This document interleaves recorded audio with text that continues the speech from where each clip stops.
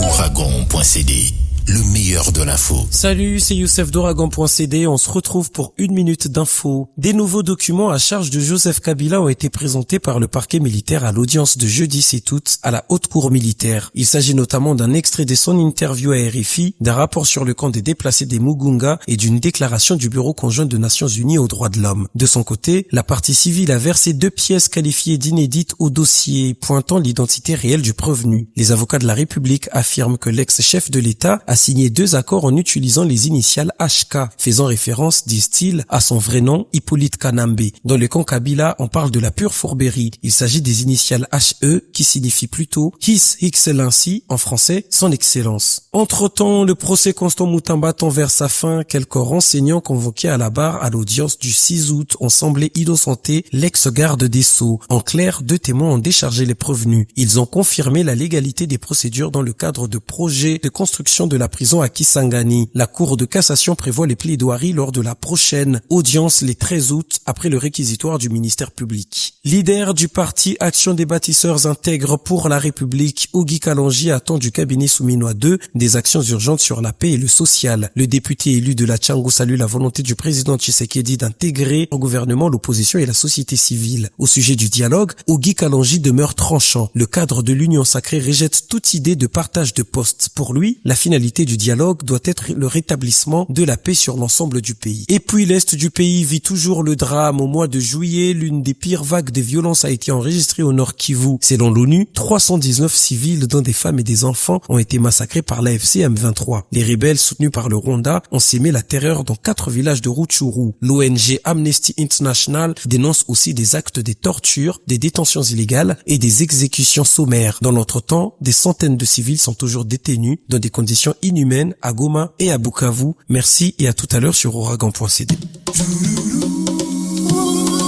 Ouragan.cd, le meilleur de l'info.